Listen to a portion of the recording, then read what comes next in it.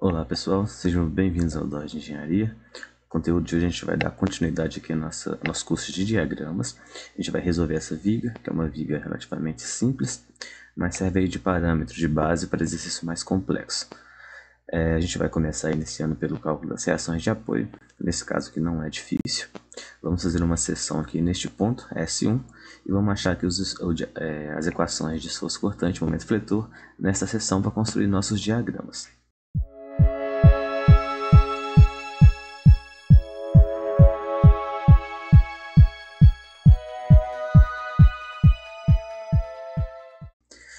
A gente vai começar aqui pelas reações de apoio. Antes de falar propriamente dito das reações de apoio, a gente vai relembrar das nossas condições de equilíbrio e da nossa convenção de sinais. Então, a nossa condição de equilíbrio aqui, o somatório das forças e momentos iguais a zero. E nossa convenção de sinais, os esforços que estiverem atuando de baixo para cima serão positivo e o contrário negativo, e os momentos no sentido horário positivo e do contrário negativo. Começando aqui pela nossa reação de apoio na direção x, RBx, como a gente não tem nenhum carregamento na direção x, essa reação de apoio equivale a zero. Na direção y, para calcular a gente vai fazer a seguinte substituição. A gente vai substituir esse carregamento todo distribuído por uma única força concentrada, porque isso facilita aqui os cálculos. Para fazer isso, a gente vai calcular qual que seria a força concentrada que substituiria este carregamento distribuído. E essa força a gente vai calcular multiplicando a intensidade da força pela distância na qual ela é distribuída. Aqui ela é distribuída pelos 4 metros da viga, então a gente tem 4 vezes 10. Isso porque essa força é constante, né? Se a gente tivesse uma força variável, a gente tinha que calcular a área de aplicação da força, que a gente vai ver isso quando a gente estiver falando de carregamentos triangulares. Bom, a gente sabe que a força então é referente a esse carregamento vale 40 kN. E como ele está sendo aplicado no meio do vão, a gente pode simplesmente distribuir metade dessa força para um lado e metade dessa força para o outro apoio, como a gente viu aqui na primeira aula, quando a gente falou de carregamento concentrado. Bom, isso só pode ser feito por dois motivos. Primeiro, porque esse carregamento é uniformemente distribuído, então o centroide dessa figura geométrica, que é um retângulo, está no meio do vão. Aí, por isso, a força também está aplicada no meio do vão. Então, ela é distribuída uniformemente para os dois lados. Então, a gente tem 20 kN para um apoio e 20 kN para o outro. Agora, a gente já pode fazer a nossa seção S1 aqui na viga e partir para o cálculo da força cortante e do momento fletor. Iniciando pela força cortante aqui, as únicas forças que a gente tem atuando aqui, causando o esforço cortante nessa seção e equilibrando com essa força cortante aqui, com V, né? Vai ser 20 para cima e essa intensidade 10 kN para baixo. No entanto, essa intensidade que ela é variável. Então, nós teremos 20 para cima, referente aqui à nossa reação de apoio, e menos agora, porque devido à nossa convenção de sinais, 10, que é a intensidade dessa força, vezes x, né? Ela aumenta aqui à medida que a distância aumenta também, né? À medida que x aumenta, essa intensidade também aumenta. Isso tem que ser igual a V, né? Nosso equilíbrio de esforço aqui na seção. Então, nessa equação de esforço cortante aqui vai ser 20 menos 10x. Indo agora aqui para o momento fletor, a gente vai fazer a mesma coisa, só que agora com equilíbrio de momentos.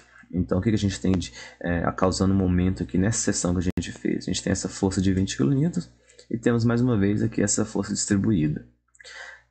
A força de 20 kN vai ser ela vezes essa distância do braço de alavanca, e essa força também vai ser ela também vezes o braço de alavanca, só que o braço de alavanca vai ser a braço de alavanca referente a esse carregamento distribuído. Então, à medida que a distância aumenta, o ponto de aplicação dele também aumenta.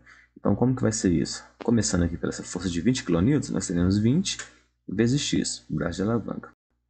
A intensidade dessa força vai aumentar também com a distância, né? Então, ela vai ser 10, a intensidade aqui em cima, vezes x. Ela também vai aumentando à medida que x aumenta.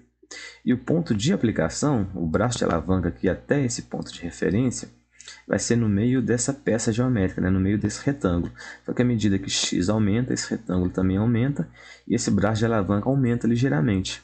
Então o valor dele vai ser x sobre 2, porque ela vai ser essa distância toda aqui, até o ponto de aplicação de apoio, só que vai ser no meio dela, porque a figura geométrica é um retângulo, e o centroide de um retângulo é no meio do retângulo.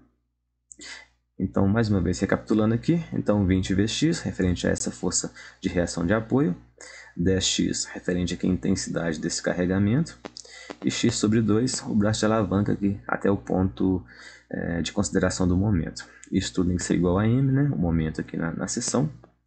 Resolvendo tudo isso aqui, a gente vai chegar aqui, a equação do momento aqui nessa seção vai ser igual a 20x menos 5x ao quadrado. A gente já pode aqui agora partir para os diagramas. A gente vai começar pelo diagrama de esforço cortante. A primeira coisa que a gente vai notar é que o diagrama vai ter que ser uma reta, e vai ter que ser uma reta decrescente, né? Porque ela está crescendo com x aqui, né? Na verdade, ela está decrescendo com x, com um valor aqui multiplicado por 10. Então, vai ser 20 menos 10x. A gente vai começar aplicando os pontos extremos nesta equação. Então, os pontos extremos vai ser 0 e 4. Então, quando a gente aplica aqui 0 e 4, a gente acha 20 kN aqui para V igual a 0, substituindo aqui 0 no lugar de x. E achamos menos 20 kN para V igual a 4. Quando a gente joga isso aqui no gráfico, a gente vai ter os pontos extremos aqui, 20 e menos 20. E esses dois pontos vão estar ligados aqui por uma reta, como eu havia mencionado, né? Então ele vai aqui de 20 até menos 20. Aqui a gente vai encontrar um ponto importante no diagrama de esforço cortante, é que toda vez que a gente vê o gráfico, o diagrama de esforço cortante tocando aqui a viga, quer dizer que o esforço cortante nesse ponto é 0. E quando o esforço cortante é 0, vai ser um ponto de mudança de crescimento no diagrama de momento fletor. Então a gente vai ter aqui uma mudança aqui no sentido de crescimento, né? Vai ser um ponto de máximo aqui no momento fletor. Então esse ponto é importante de se encontrar. E para encontrar ele, a gente vai substituir no lugar de V, do esforço cortante, o valor 0. Porque neste ponto aqui, a intensidade do esforço cortante é 0. Então quando a gente substitui aqui 0 no lugar do esforço cortante, a gente vai encontrar x igual a 2. A gente já saberia de antemão que isso equivalia a 2, porque essa intensidade do esforço aqui ela é constante e ao longo de toda a viga. Então a gente sabia que ia ser no meio da viga mesmo. Mas se não for, a gente tem que descobrir, né? Então é só fazer isso, igualar a 0. Então a gente descobriu que isso aqui vale 2 e ele vai ser importante agora no caso do momento fletor. Passando para o momento fletor, então, a gente vai substituir mais uma vez os extremos. Então nós teremos m de 0 e m de 4.